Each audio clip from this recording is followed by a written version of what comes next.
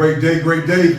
This is No Slack Inc. coming at you, and I'm excited about the podcast today. But like always, I know you are familiar with these awesome leaders beside me, but I go down the line: Elder Mitchell, Assistant Pastor of Miracle Temple, my brother Boris, Deacon, and then also you have Jonathan, now Minister Jonathan, a great armor bearer. So we have something that he's going to introduce us to, and gentlemen, we're going to take it from there. That's right. Because I have some things that I'm going to talk about before, because I have to tell you my opinion on Wright.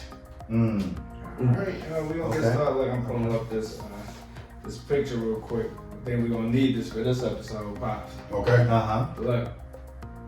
Look, viewer discretion advised. We're gonna talk about we're gonna talk about a word today. Okay. If you call somebody out in the world, they're gonna get offended. You might want to watch how you use this word when you're out in the world. Right. Yeah. But we're gonna talk about being a servant. Wow. The art of serving. Right. The art of a Christian servant. If we there's so many examples, great examples in the Bible. Right. Great examples in the church. About just being a servant. So before we get into the art of serving, we gotta know what being a servant is. Okay, being a servant, like I said, I wanted to talk. I was asking my opinion about what did I think about. It was a John Morant, one of the most skilled basketball players. Yeah. Bottom line. Yeah. All right, we know he's in some trouble, and but let me tell you my view from a pastor, from a servant, from a Christian standpoint. You're not going to hear me say nothing bad about him. Yes, sir. You know, I am so tired of people when people fall. We forget the errors that we fall in and we have fell in. So what I told other people who have been asking me, Carlos, what do you think about this guy right here?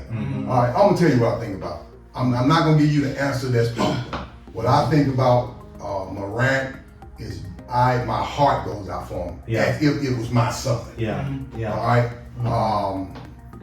You know, you can bring up people's past, you can talk about them, persecute them, but the only thing I'm gonna say, when they bring up your past, be able to handle it. And let me tell you why I'm like that, because I'm getting closer to God. I wasn't like this about over 10, 12 years ago. Wow. But since I'm getting closer to God, I'm so reminded.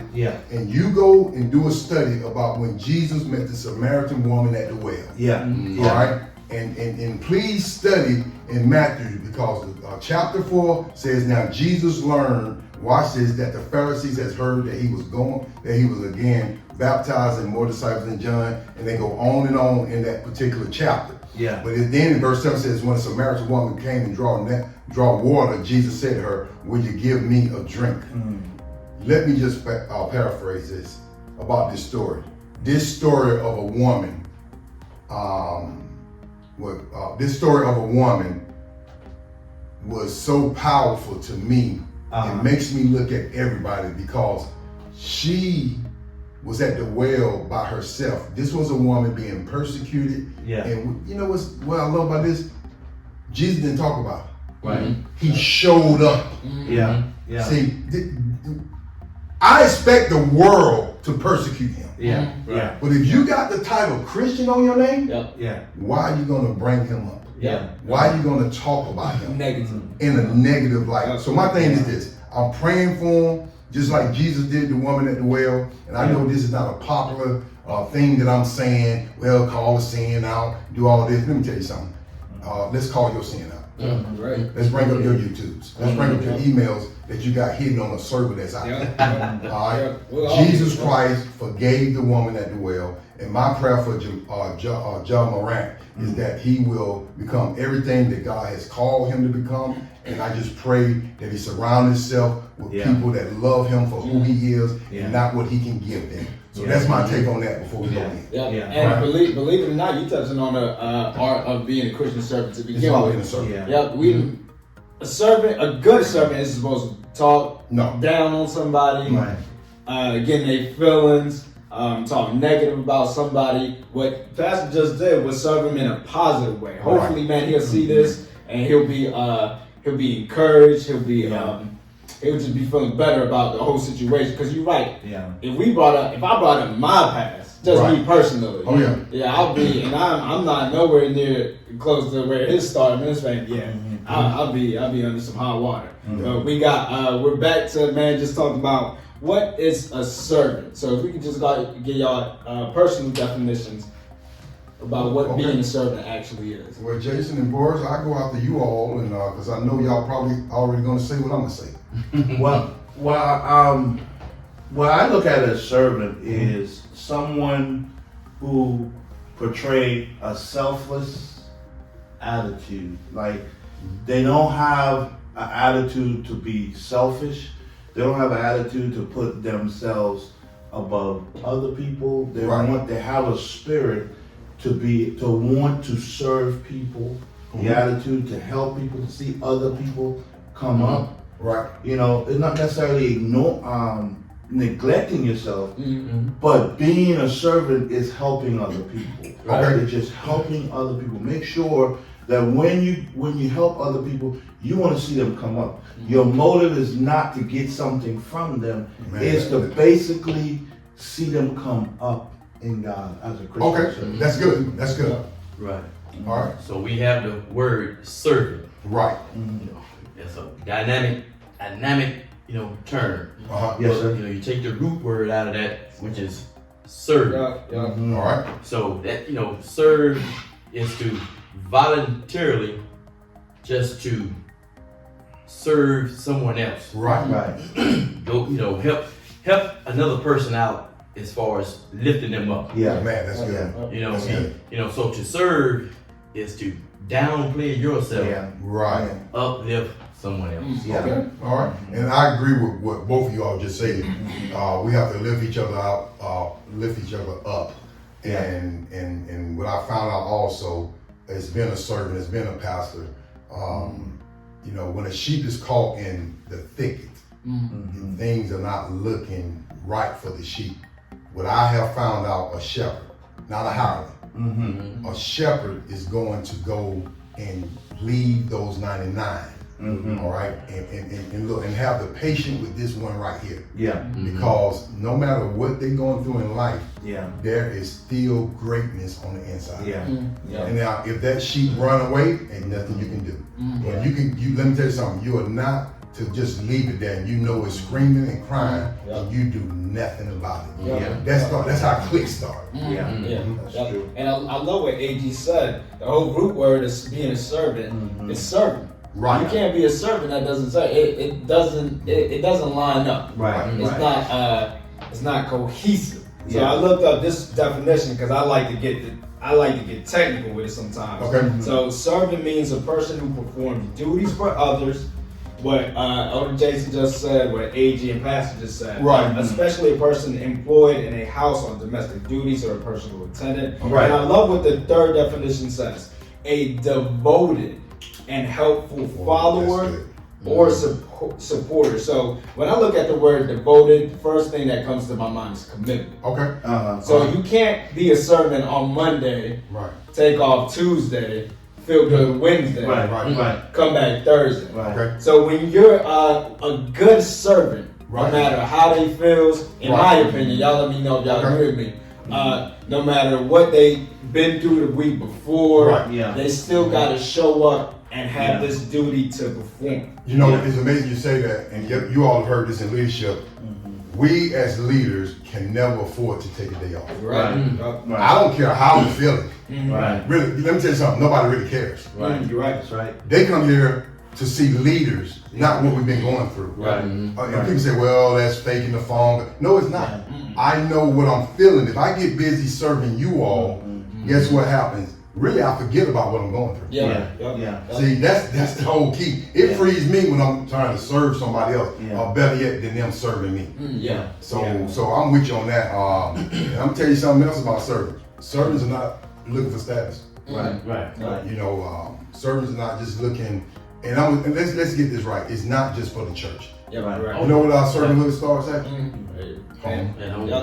if we're not serving them, how you can come serve the pastor? Yeah, you're right. You know, you're right. A lot of people do that backwards. You know, ain't no way you gonna open the door for my wife going outside the door. Your wife go outside the door. You don't open the door for her. Right. No. She carrying the baby, got the Bible, you walk in with your suit on. And then when the pastor come, you go open his door. Man, come on. Now, I would tell you in a minute, don't open my door. Please go over there and take care of your family. Gotcha. Because it starts at home. Gotcha. That's certain. That's your first ministry, and I've seen AG in practice where he sees somebody not open their door for their wife. He get a ticket. He going, He get a police ticket. Get right for ticket. You didn't open the door. I'm your offering linebacker. But that's where I believe that's your first ministry. Yeah. So I ain't never told nobody this. The Holy Ghost convicted me once. Good. I was I remember I'm young with it. Me and my wife was getting into it. I don't know why, over some cheese or something. I took a drive and pastor called me. We had a great conversation, man. Pastor, I love blah blah blah. And I hung up the phone and the Holy Ghost said, okay. You talk to your pastor better than you talk to your wife? Yeah. You gonna treat your pastor better than you treat your wife, the person that you spend 24/7 with? And man, when that convicted me, I went home, I apologized. That's right. Got in my prayer closet. There you go. And started serving. Because the Bible said before the sun goes down, Right. we're supposed to get it right. That's Saw that off. Exactly. Yeah. That's how I look. I'm big on the home being your ministry. Okay. I'm big on that because I realized one thing I learned in my lifetime is I don't care how much you shout, dance, scream, throw your hands, run around, do the flip, whatever you do in church. I don't care how much. I'm waiting to see that one. Boy. I don't care how much you do. Somebody do that in church. They're going viral. It doesn't matter. Because what I've learned, if there's chaos at your home, We're always going to show up. and you come in here, and in the sanctuary, and you pretend like it's not straight home. Right. That stuff is going to eat you alive. I've been there. I know what that feels like. Because as much as you all could be enjoying the service and enjoying the ministry and enjoying everything that God has to offer, it's not what I'm experiencing is not your fault. Right. It's my fault. But Jason, let me ask you a question though. How about things are shaky at home, right? That's why it's not that we're not going to do the right thing in church, but when we all are coming in the hospital, and if we understand that this not happening like I want it at home, right? But I know one thing: if you lay your problems at the altar, exactly, go back home different. But if we come in here and just get hardened, that's it. Now you just wasted your time, you wasted your offering, you wasted everything because you didn't get it right. That's it. Because the word should penetrate. Right. That's right. And I know God already knows what's going on in the household. So whatever word is coming from that leader or that pastor that day, I know you're supposed to come in church. If it's heavy, you 100% time you leave out light. Exactly. Now, one of you done got a great artist by the name of Young Saint. Right. Oh yeah, I love him. Now, I served with him. What if you paid $1,000 ticket for you and your wife to go see Young Saint? Okay. All right. Now, before Young Saint came to the concert, he and his wife got into a big argument. Right. Oh, he's mad about it. Now he got to go on stage in 20 minutes. Right. But guess what? What that got to do with you? You done paid $1,000 to see Young Saint. So I want to see some performance. You want to see some performance. You don't want to see that you and your wife just got into it about just whatever at the house. Exactly. So once he comes through those curtains to perform, that has to go. But you know what though, Boris, now that's powerful what you said. But that's maturity. Right. A lot of people are still children and they are whatever age they are. Because when you really can't put it behind, and you step out there in front of the masses, just want to tell you something. On Sunday mornings, or whenever the Lord allow any, myself or whoever, could be you all, or whoever's preaching, guess what? At the end of the day, they don't want to know what went on at my house. Yeah, right. They come to hear a word from God. They didn't come to hear the latest gossip either. That's right. They come to hear Genesis through Revelation. Yes, sir. And like you said, people really don't care. They want to just What I learned from that is, in order for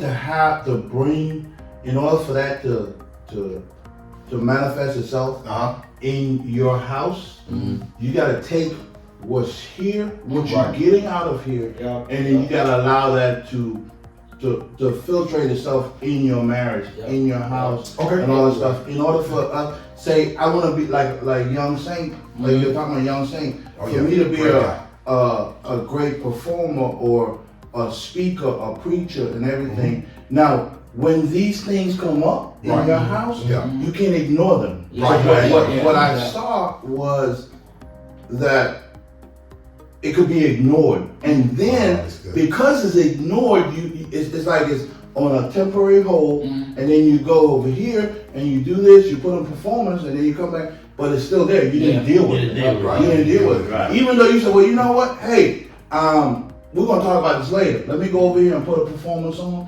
But if when you come back and you don't deal with that, it's gonna be a burden that you're gonna have to carry. You're gonna have to always carry that burden, because when you go out there to put a performance on, that burden you're gonna have to take with you and bring it back every day. Because you didn't deal with it, and it gets heavier and heavier and heavier. And it's just what y'all say. No matter if you are having problems at home, you come to church and you do your thing. You take what God gave, whatever the man of God, the woman of God, and go take this information, take this knowledge, and apply it.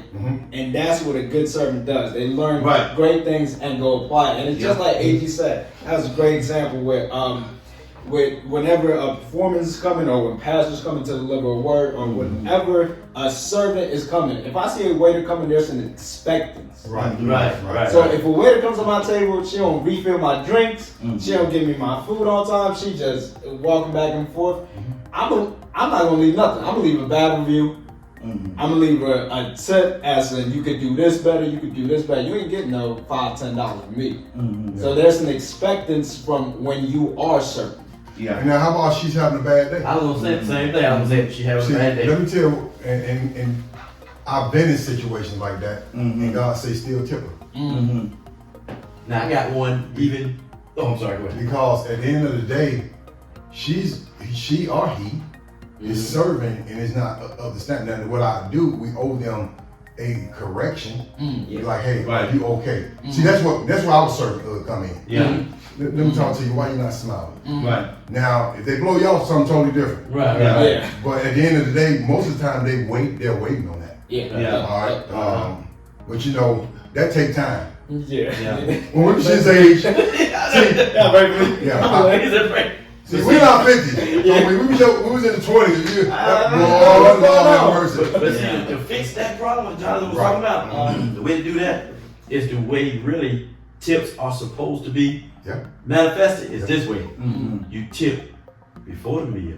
Now it changes the whole atmosphere. Because now your server has to live up to that expectation of that big tip you gave her before. So now you can't be nasty with the attitude because you done gave that big tip. You still got a job to do it then.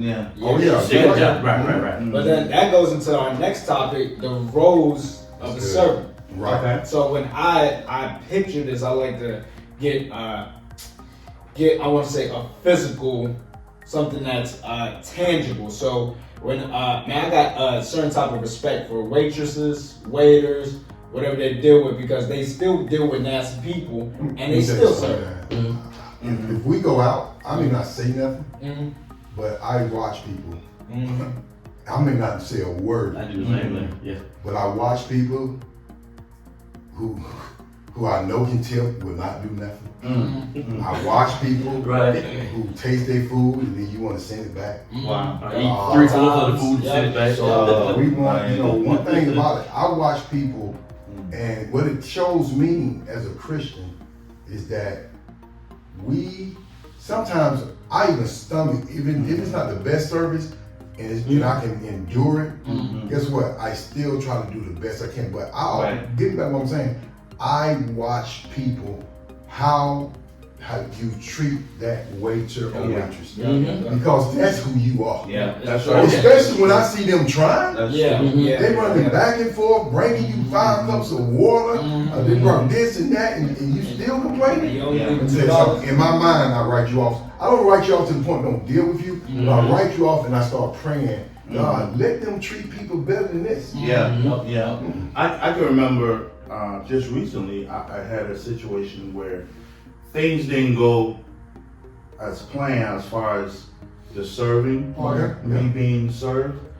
And what I did is I addressed that's how you do the issue with the manager. Right. And but one thing God has taught me, the Lord has taught me, and through the Holy Spirit, is how do I, as I'm walking to the manager, my question is, how do I want him to view me after this conversation? There you go. That's good. That's good. You see what I'm saying? And then I shared what happened. I shared the situation.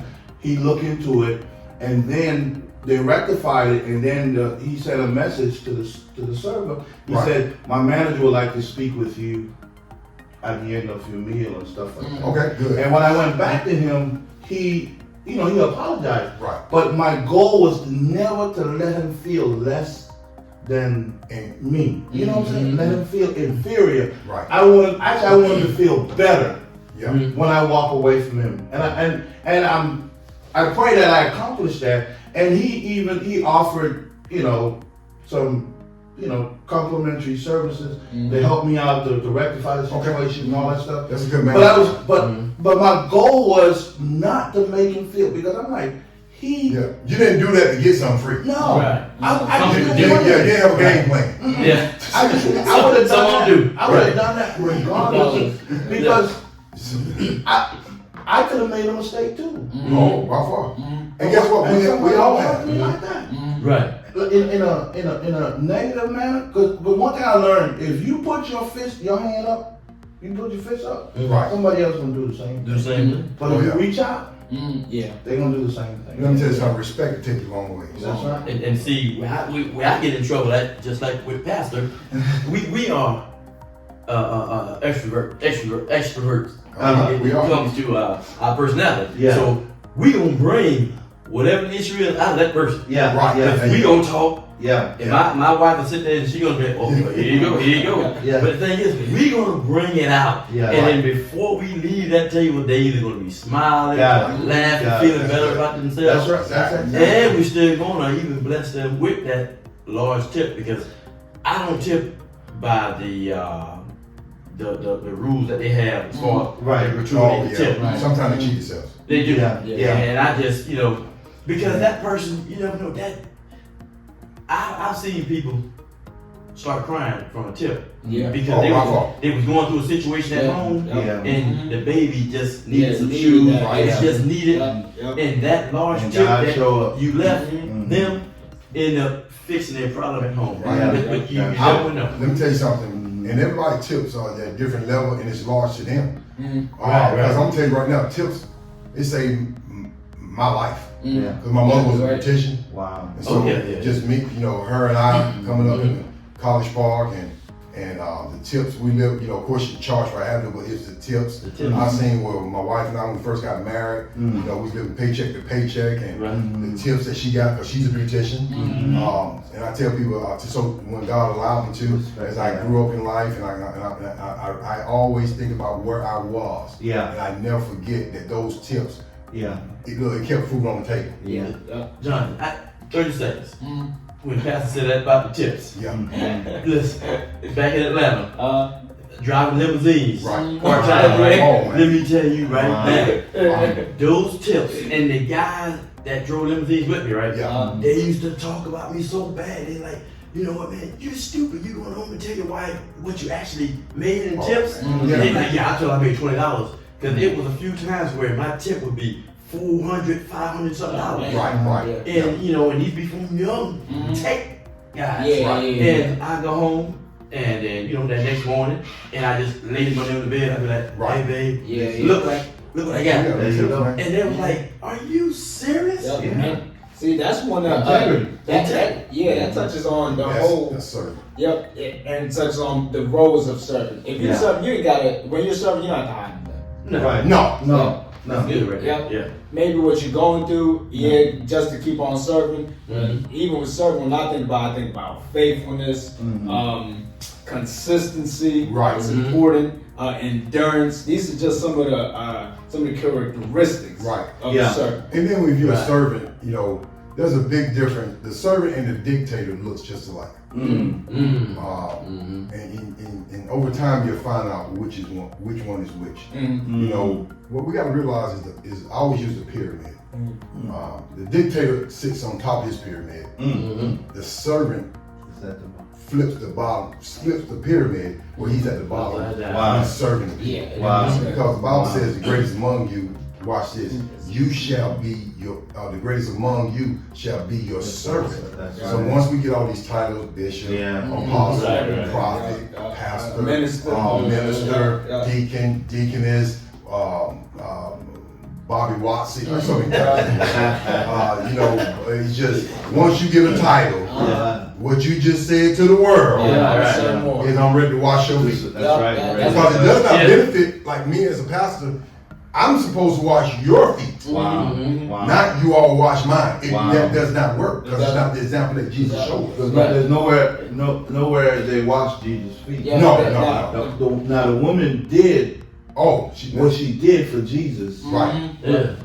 Jesus didn't ask for it. Right. It came out of her gratitude. But she was a hair. You know what I'm saying? And what she came from her gratitude. Right. And Jesus said what she has done, there would be a memorial for her. That's it. Anytime this gospel is preached. And man, I love that example that Pastor said. Jesus said the Son of Man came not to be ministered unto, but he came into minister unto others. If Jesus is washing feet and serving other people, died for my sins, did all these things, ain't no way I can't carry some water. Ain't no way I can't help a pastor. Ain't no way I can't serve my wife. That's why, as a servant, I cannot just fully persecute somebody. At one time I could, but when I get to know, as you get closer to God and you know His heartbeat, He wishes that no man fail. It should hurt us, really.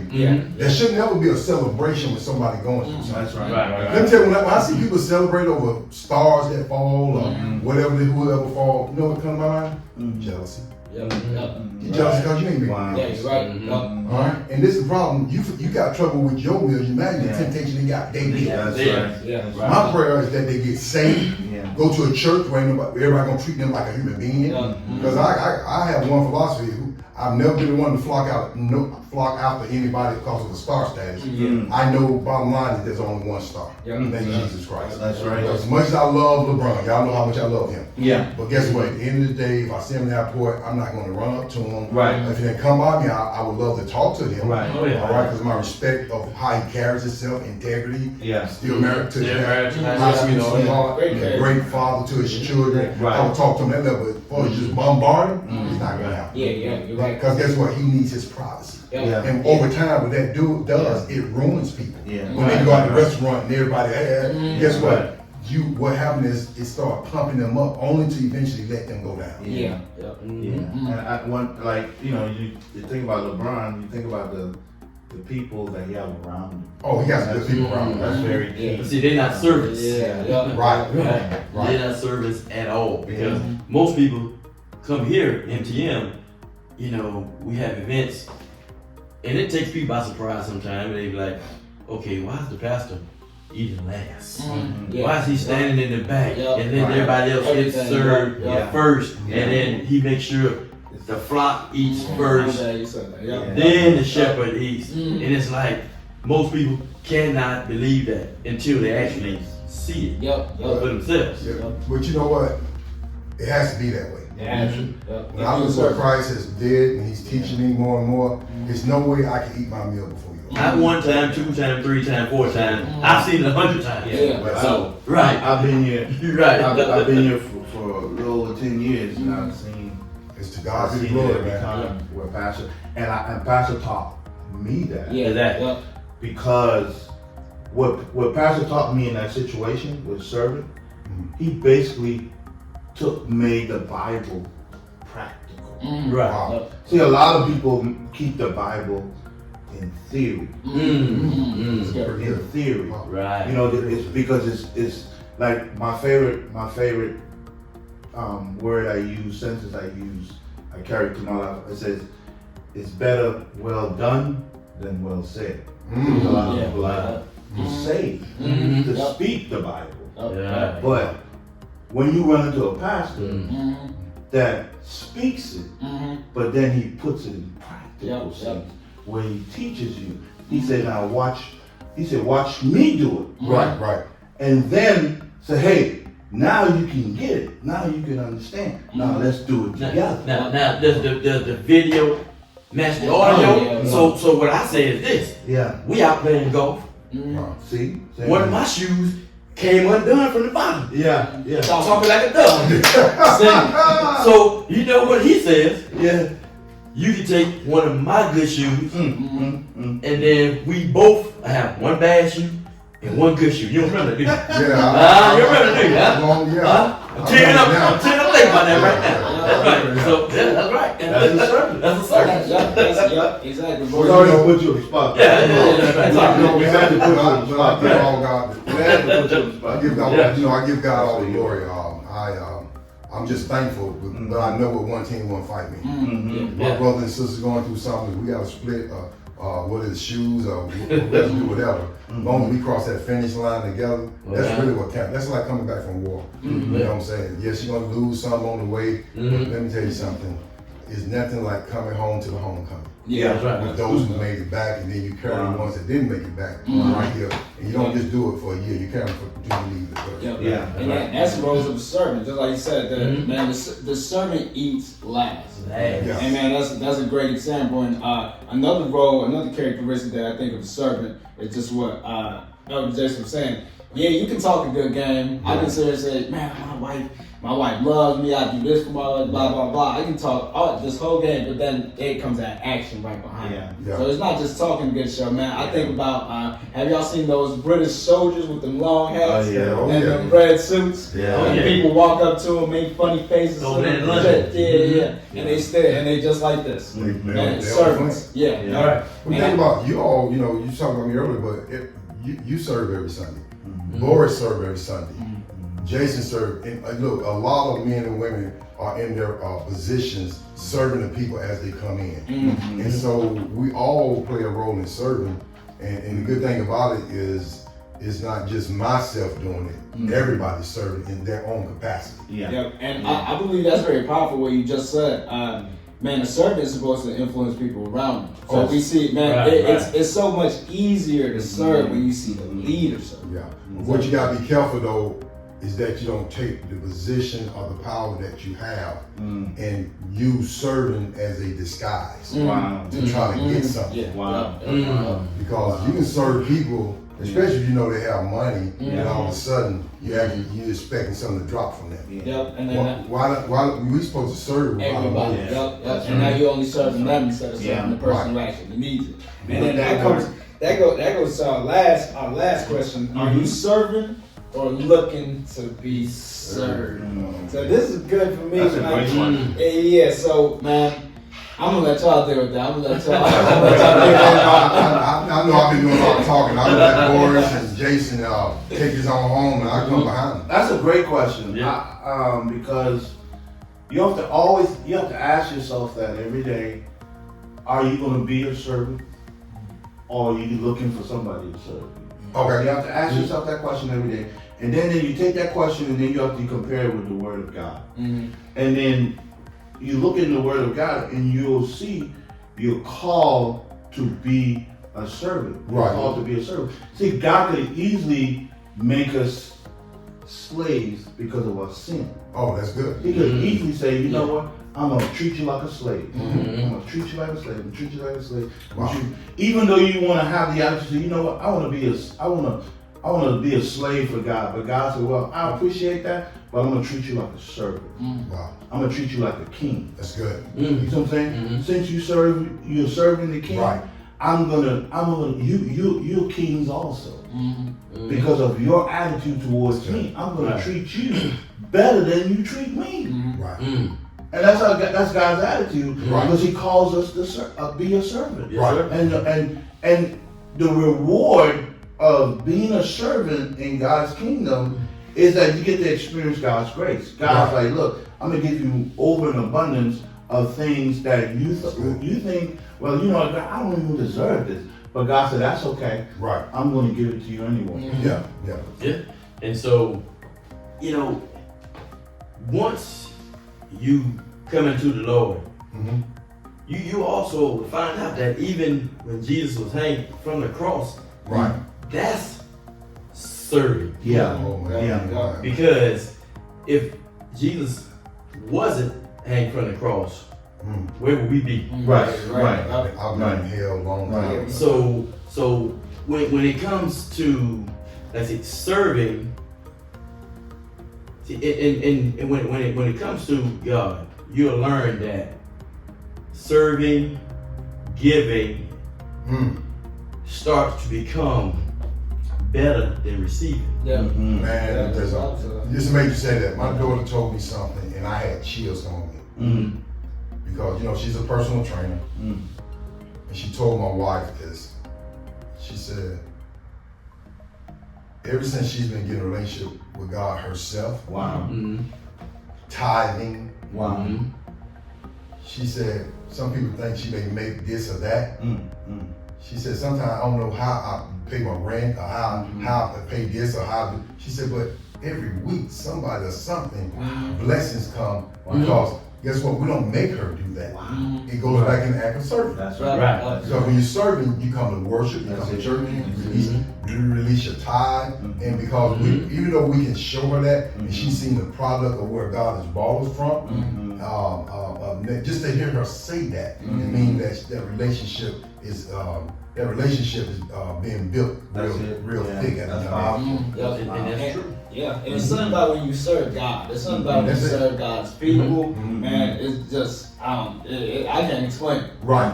Yeah, it's something that you That's just awesome. can't explain. That's awesome. So man, it's been powerful episode. I can't wait. I enjoyed it, man. I enjoyed the conversation. Boris, I'm glad you laid.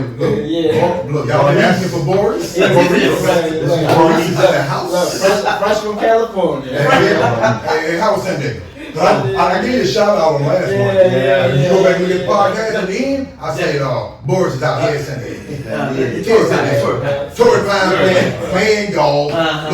Look, hanging around servants. Just enjoying life. So I'm glad you came back. It's good to be back. You know my prayers? What's that? You and Cuz don't stay out there. Yeah. Come on back. Come on back. So man, I'm here with some awesome men of God, awesome servants of God. Man, Pastor Carlos Wright, Assistant Pastor Jason Mitchell, Deacon in Training Anthony Boris Goodson. I'm excited about next episode. I'm gonna give him a little preview. This is something that Pastor talks about a lot. It's something that really, when I look at these men of God, I see in their life. Man, it's a standard. Wow. That's another curse word. Yeah. Servant, now standard. Because you know what? Before you go, most of the time when we get saved, we lower the standard. Right. We gave the devil, all of us, how we could look, how we just went for excellence. Yeah. And then we got saved. And we just like, Lord, do it all. But the Lord done did it all. You know that's right. And we start caring. I can't wait to that one. Yeah. Because the standard really supposed to go like this as you take off your That's right. Because you run hard in the street. Oh my God. You should go, man, turn it up. It's Bible time. I'm gonna be honest with you, and I'll get ahead of the schedule right now. When I got saved, I thought you had to be like Lord and standard. Yeah, that's what I thought. Until God, I never forget, He talked to me audibly about when Saul became Paul. That's it. He stayed hard. Wow. But he learned how to control it. Right. It doesn't tell you to lose your masculinity. It's all rough. That's dangerous. Yeah. When you, so look, I already got it. Look, Viewer discretion advised. Standard. The spirit of excellence coming out next time, man. Once again, no slack. That's right. Podcast. We will see y'all next 2 weeks. All right.